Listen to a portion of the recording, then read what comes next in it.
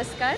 तर या व्लॉगमध्ये तुम्हाला पाहायला मिळणार आहे आपल्या महाराजांचे शिवकालीन शस्त्र आणि त्यासोबत मुख्य आकर्षण जे आहे ते आहे वाघनखांचं।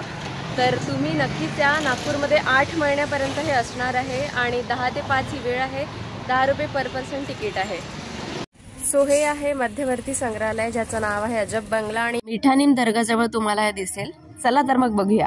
सो अशा पद्धतीचं एंट्रन्स आहे आणि त्यानंतर इथे तिकीट घर आहे ज्यामध्ये तुम्हाला 10 रुपयाची तिकीट आहे पर पर्सन ती घ्यावी लागणार आहे आणि त्यानंतर इथनं एंट्री आहे। अशा पद्धतीचा प्रत्येक गडाबद्दलची माहिती तुम्हाला इथे मिळणार आहे जे मी दाखवणार आहे। पण आता वेळ झालेली आहे की आपण लवकरात लवकर शस्त्रांसाठी जे प्रदर्शने ठेवलेले आहे स्पेसिफिकली तिथे जाऊ, कारण ते 5 वाजेपर्यंतच आहे। सो ते महत्त्व मला जास्त आहे। 5 वाजतापर्यंतचीच वेळ इथे दिलेली आहे। हो,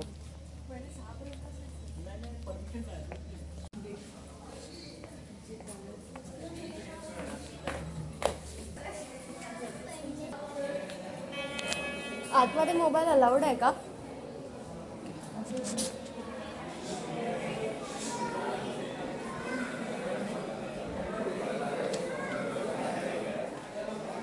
वाव, इथे कोणते शस्त्र ठेवलेले आहेत आणि कितव्या नंबरवर ठेवलेले आहेत त्याची पोझिशनिंग सुद्धा इथे दिलेली आहे। अगदी सुरेख। आणि मी पेपरमध्ये वाचलेलं आहे वृत्तपत्रामध्ये की लोक मोबाईलकडे जास्त लक्ष देतात आणि माहितीकडे नाही, पण मी हे व्लॉगसाठी करते जेणेकरून प्रत्येक महाराष्ट्रातील व्यक्ती इथे येऊ जरी शकला नाही वेळ काढून तरी मात्र त्यांच्यापर्यंत ही माहिती पोहोचायला हवी। तर ही ती शस्त्र आहे आणि महाराष्ट्रातले लोक आणि त्यांची गाथा।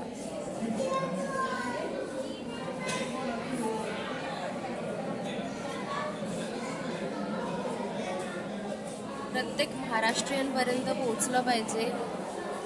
खरंच खूप सुंदर आणि उत्तम उत्कृष्ट, जे डोकं किती चालावं माणसाचं। वा वा,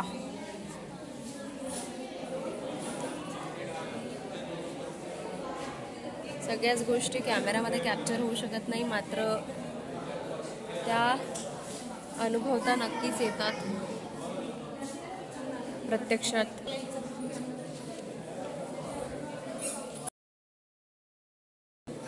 आपण हे हातात उचलू शकत नाही एक व्यक्ती, आणि यांना घेऊन ते चक्क लढायचे। किती ते शौर्य आणि किती ते कणखरपणा। वाव,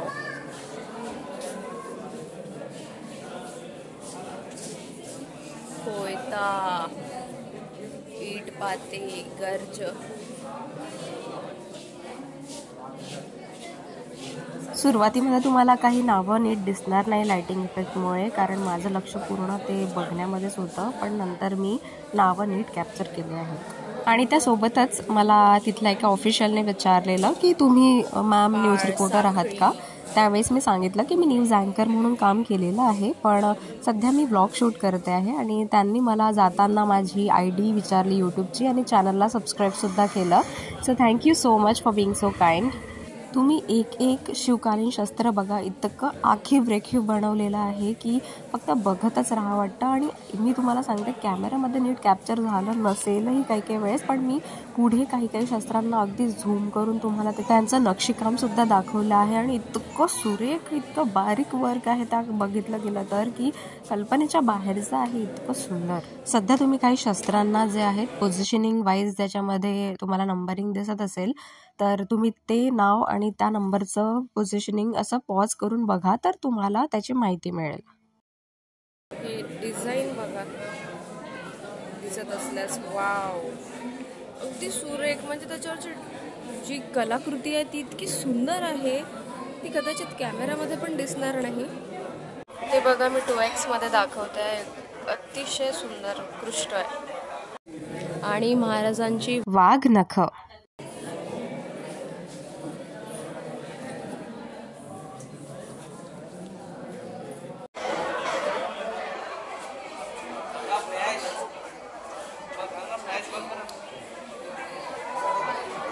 इथे लाईट इफेक्ट्स अशा पद्धतीने ठेवले होते की जर तुम्ही लेफ्ट साईडचं शूट घेताय तर तुम्हाला राईट साईडला उभं राहावं लागेल आणि राईट साईडला उभं राहिलं तर लेफ्ट साईडची माहिती मराठीमधली ती कॅप्चर होणार.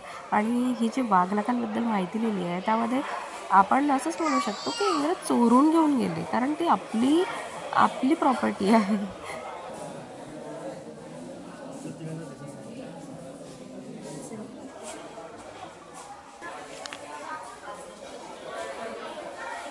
उत्कृष्ट अशी महाराष्ट्राची कलाशैली आपल्याला इथे पाहायला मिळते आहे. किती ते जोरदार असे वाघनख आहेत की दुश्मनाचा छाताडा काढूनच वर फाडेल. त्यांच्या हातांना इथे स्पर्श झालेले, त्यांच्या हातातले म्हटल्यावर खूपच जास्त छान वाटत आहे. आज महाराजांना संपूर्ण महाराष्ट्राकडून मानाचा मुजरा. एक गर्व मराठी व्यक्ती.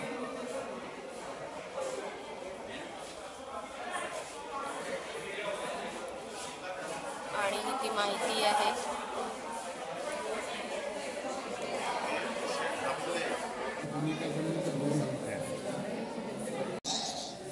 हा एक पट्टा आपला राहिलेला आहे बघायचा, जो आपण नक्कीच बघूया.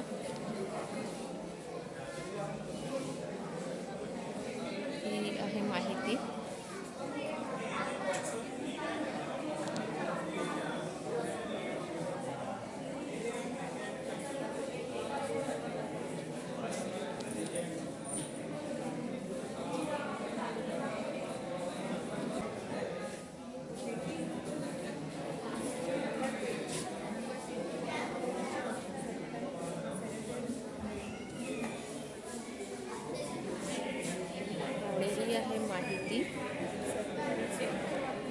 काही माहिती लाइटिंगमुळे दिसत नाही.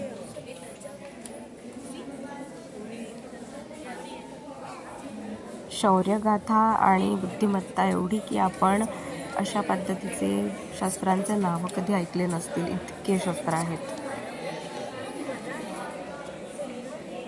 सो वेगवेगळ्या प्रकारची तलवारे आहे. मारण्यासाठी पण हे काय सर्प तलवार, त्यानंतर नायर तलवार, हे वेगळ्याच प्रकारचे शस्त्र आहे ज्यामध्ये तलवारींच्या मुठी, स्वॉर्ड हिल्ट्स. अंग्रेज भी क्या याद रखेंगे अशा टाईपचं नॉलेज आपल्याकडे आहे. एक एक शस्त्र बघण्यासारखी आहे आणि एकापेक्षा एक आहे. तलवारींची पाती, स्वॉर्ड ब्लेड्स.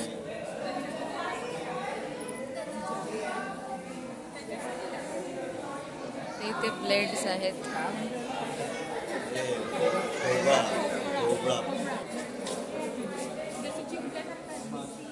असे नावं तुम्हाला ऐकायला मिळतील, बघायला मिळतील या प्रदर्शनीमध्ये, जे आपण कधीच बघितलेले नाही. ही तलवार बघा किती जाड आहे, हातात पकडायला किती भारी असेल.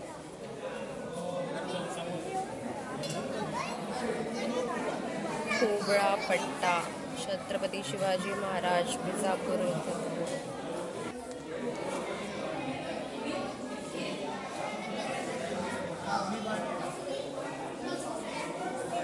आणि या प्रदर्शनामध्ये फक्त नागपूरमध्येच ठेवण्यात आलेलं जे एक शस्त्र आहे ते म्हणजे अग्निबाण आहे. तर या अग्निबाणाला तुम्ही बघू शकता. हा अग्निबाण आहे हा, आणि हा स्पेशल आकर्षण आहे. याची डिझायनिंग आपण पाहू शकतो.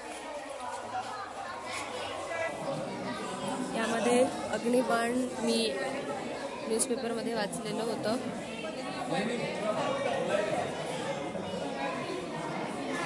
फक्त नागपूरच्या संग्रहालयात ठेवण्यात आलेलं आहे.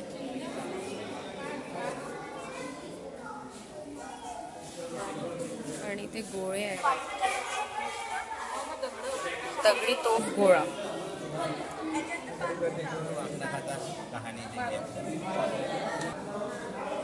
दगडी तोफ गोळा.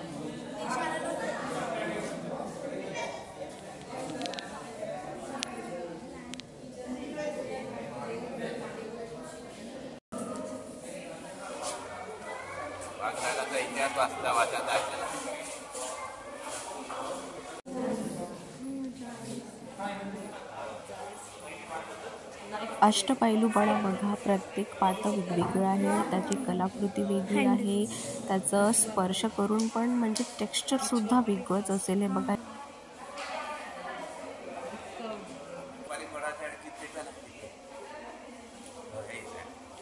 गळ्यात घालायची चेन आहे का, साखळी.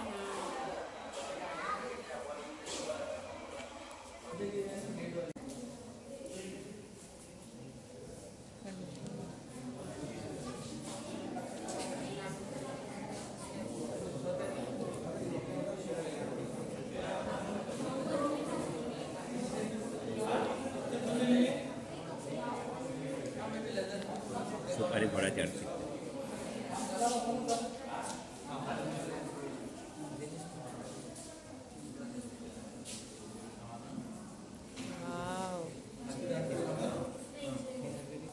काय जबरदस्त शस्त्र आहेत, तुम्ही बघा. आणि खरंच आपल्या संस्कृतीचा आपल्याला छाती फुलून असा अभिमान वाटायला पाहिजे, गर्वच असायला पाहिजे की आपण मराठी आहोत. आणि खरंच ही भूमी, ही जन्मभूमी आपल्याला लाभली आहे, जिथे इतके शूर आणि प्रौढ प्रताप पुरंदर महापराक्रमी असे महाराज येऊन गेलेले आहेत. छत्रपती शिवाजी महाराज, छत्रपती संभाजी महाराज, तानाजी मालुसरे, असे कित्येक नाव आहेत जे म्हणजे आपले फक्त शीश त्यांच्या समोर आपण झुकवू शकतो, बस एवढंच म्हणेल. नक्कीच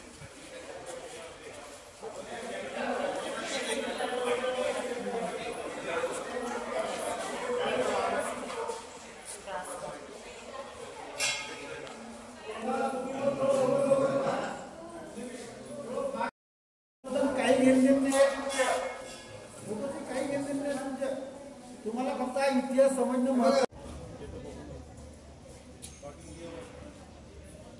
तर इथून आपण एक्झिट घेतली आणि हे अजब बंगला आहे.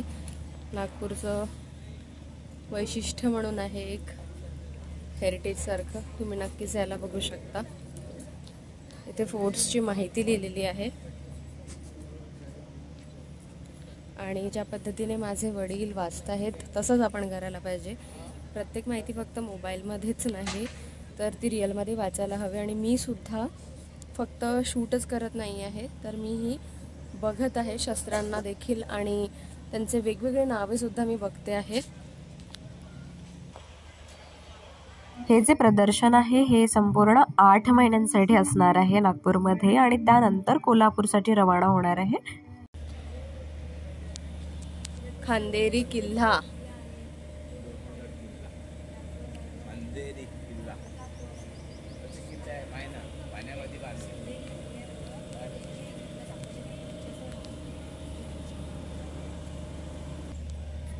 हा कोट फिरायला सुंदर वाटेल. फोर्ट शिवनेरी पण सुंदर आहे, बांधला पण कशा पद्धतीने गेला आहे. पाण्याच्या मधोमध्ये हा किल्ला बांधलेला आहे खांदेरी, अगदी सुंदर. हा आपला सह्याद्री डोंगरामधला राजगड किल्ला, हाही किती सुंदर आहे.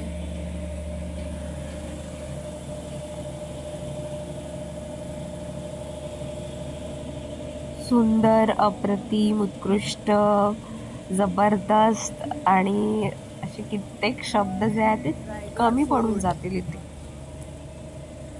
हिरोजी इंदुलकर ही असते आवड, क्युरिओसिटी जुन्या लोकांची, जे की आपल्यालाही भाग पाडते माहिती करून घेण्यासाठी.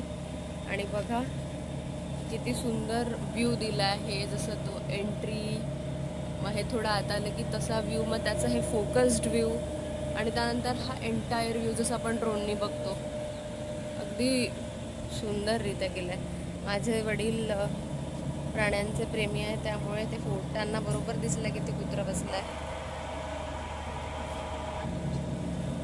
सगळ्या कुत्र्यांना, गायींना, मांजरींना, सगळ्याच प्राण्यांना ते आवर्जून पोळी देतात रोज. त्यामुळे तुम्हीही असा काइंडनेस आपल्यासोबत सदैव असू द्या, दयाळूपणा, मायाळूपणा. Maratha military landscape of India. Wow, किती सुंदर आहे. जावं लाग फिरायला. त्रिकोणाकृती डोंगरावर पहाडात दख्खनमधील सर्वात मोठा आणि महत्त्वपूर्ण असलेला किल्ला, सिंहाद्री पर्वताच्या रांगेत पन्हाळा किल्ला. आणि हा पण सुंदर आहे एकदम. इतकं हे कठीण बांधकाम. सुवर्णदुर्ग किल्ला,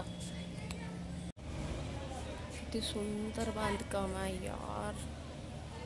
ते नक्षीकाम सारखं. जुने बांधकाम कित्येक सालो शतकांपासून व्यवस्थित असतात आणि आपले साधे रस्ते पण फुटून जातात. इतके बेकार बांधकाम आहे आजच्या लोकांचे. बढिया आहे हा पण. विजयदुर्ग किल्ला खूप सुंदर आहे, खूप सुंदर. हे आहे असं तिकीट घर. 10 ते 5 ही वेळ आहे. आणि हा आहे सिंधुदुर्ग किल्ला आणि ही त्याची माहिती. आणि हे आहे एक्झिट गेट. आणि हा आहे 12वा किल्ला. 1864 मध्ये बनले आहे ना हे. कोणता? अजब बंगला. अजब. कधी? 1864 मध्ये. बघा, माझ्या वडिलांना एवढी माहिती आहे. 1863 मध्ये बनलाय. त्यांनी 1 वर्ष समोर सांगितला. त्यांनी हरकत नाही, पण अगदी जवळपास उत्तर होतं. तर आमचं जे अजब बंगला आहे ते छोटूसा नाही आहे, इतक्यापर्यंत आहे. आणि लगेच बाजूला इथे तुम्हाला कॉर्नरवरती जे आहे ते मिठानीम दर्गा पाहायला मिळेल. आणि त्याच्या बाजूलाच भवन्स आहे. तर मला फार मजा आली इथे वाघनखं बघायला. आणि सोबतच इतके सारे शस्त्र होते. धन्यवाद तुम्हा सगळ्यांचं की तुम्ही आपला वेळ काढून माझ्या चॅनलवरती आला आहात. धन्यवाद.